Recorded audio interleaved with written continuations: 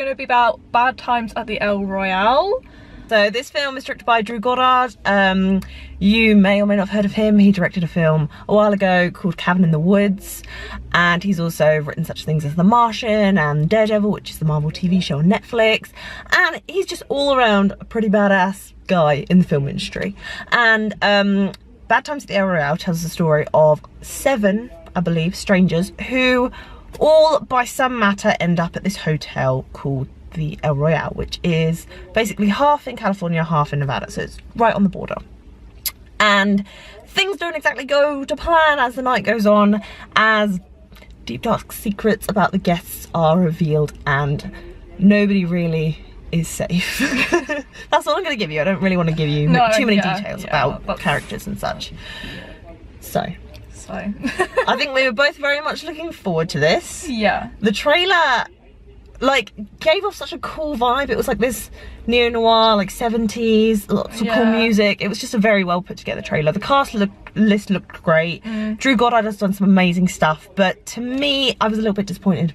I was slightly as well. I feel like I say this in like half of the reviews that we did, but that would be so much better as a TV show, like a mini series, and all the little sections that they did. If those were episodes, that would have been really good. Because like the film is quite long. I think it's like 2 hours and 15 minutes, and they spend a lot of it, like as much as you want to know the characters and relate to them, they spend a lot of it telling each of the different characters' stories, lots of different things, because like point of views, timelines overlap and such, so they're trying to tell the story through each of the characters' eyes and points of view, which is great. I like when things do that, but I found myself like losing interest and like just kind of like, you know, staring into space, kind of like, I've seen this, I'm kind of bored kind of thing. Not like really bored, but like I was getting to the edge of being bored and then it would like change and it'll bring me back again. But, like, I don't like it when that happens, you know. I want to be like fully intensely interested. I feel like the first maybe 45 minutes of it was very dialogue-y, and then something in the pace sort of changes, which was nice, and it kind of happens a lot like that during the film. So there's a lot of dialogue,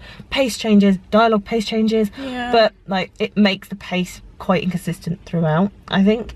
And as interesting as each individual story was, it just dragged on a bit. That's why I thought if it was TV series, you'd be like, oh yeah, cool, because you would be watching them like, I mean, if you binge watched, obviously you watch them back to back. But like, then you'd like come back to it like fresh perspective, and it'd be more interesting. Whereas this was just a bit like, oh, okay. Like we want to just get to the, you know, having the good bit. Seen Cabin in the Woods. Have you seen Cabin in the Woods? I haven't, no.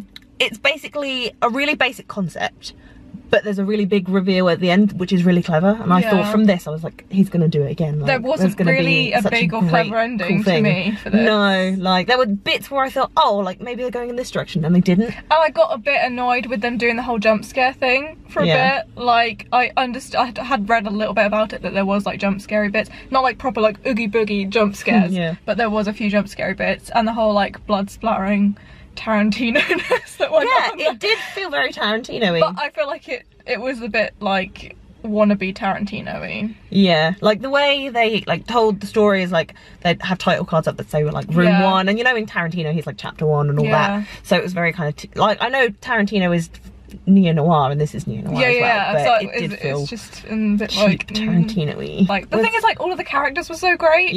But it's just like they were just, I don't know, there were so many things that could have been cut out that were so unnecessary. With characters like this, a cast list like this, and a director like this, you expect like a really interesting, cool, like big finale when you don't really get it. I was also a bit disappointed with Chris Hemsworth's character. Like from the trailer and that, I was like, okay, cool, he's gonna be some like really interesting guy, and it just really wasn't. He wasn't.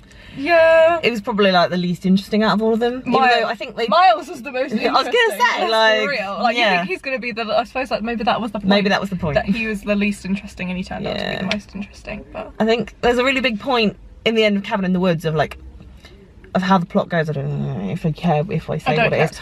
Basically, Cabin in the Woods, these 5 teenagers go to this cabin in the woods, oh my god, and weird stuff starts happening, but at the end of it, it's actually revealed that there's this organisation that actually organises everything that happens. And like, when you see the trailer and you see like, they're looking into people's rooms and stuff, and obviously you have Miles who knows about it, I thought, well, maybe his character was something to do with like this, you know, management organisation thing. Yeah, that's like the same kind of similar. Yeah, the same thing, and I was just like, oh. You know, I thought the writing was pretty good. The dialogue moderately kept me interested. Like, it was funny, it had some funny It was moments funny, in there, like... yeah, but I just feel like it had a lot more potential with the story. Yeah. And with the pacing as well. Like, as you said, much better as like a mini-series or something. It really would have been. Yeah. Because there were so many points, like, that they could have cut off, and it would have been like... You'd have been like, must watch the next episode. Yeah, exactly, and that would have been like, oh my god, so good. But it's just like, some of them, the things that happened just didn't have a point to them at all, and I was like, okay, you explained all of this, but... Yeah, it felt quite incomplete, because they bring up plot points that you think are going to be really important, and then they just sort of die off, sort of thing. Like, the kind of like backstory behind some of the characters, like, is kind of resolved, and you figure out what's going on, and the ending is like somewhat okay, but also it's a bit like, okay, you've gone through all this, and it's not the most exciting ending. Yeah, I felt like the storyline with John Hamm's character was like really just cut off. It was like I was digging that plot. I wanted to know what was going on, you know? That was the whole point. I feel like I wasn't satisfied enough by that. Yeah. I mean, it looked great.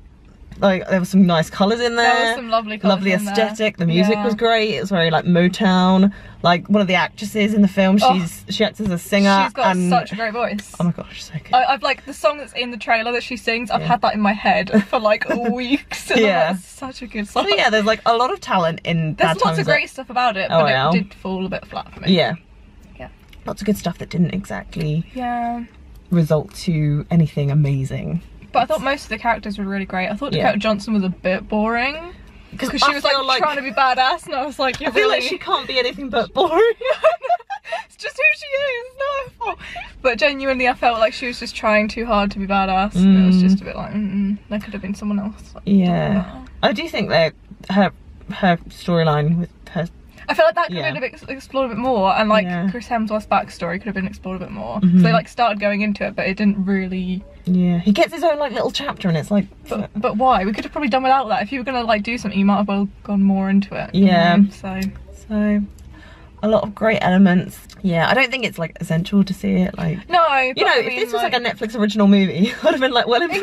If it had been a Netflix series, it would have been so good. But we keep saying that to load so many things. Like, if it was a series, it would have been better. But maybe that should be a rating. It's like, should have been a Netflix original. Yeah, legit though. Yeah, should have been a Netflix original.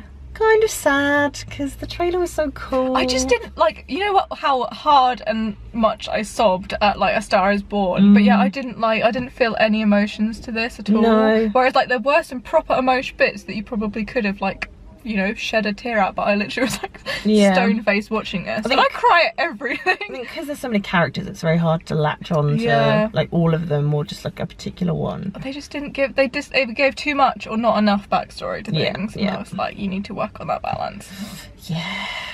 That's all we have to say about that. Our next review will be about First Man. It will be. I'm not sure when we're going to go see that. May or may not be seeing it in IMAX. Yeah, we haven't done an IMAX film. I was going to say, apparently if you don't see it in IMAX, there's no point in seeing it. I can see why. It could be like incredibly boring and then just like taken slightly, you know, to the next level. To good. But then I don't know how much I enjoy IMAX films. We'll see. We shall see. Anyway, subscribe to Ellen's channel, subscribe to my channel, subscribe to this channel, more importantly.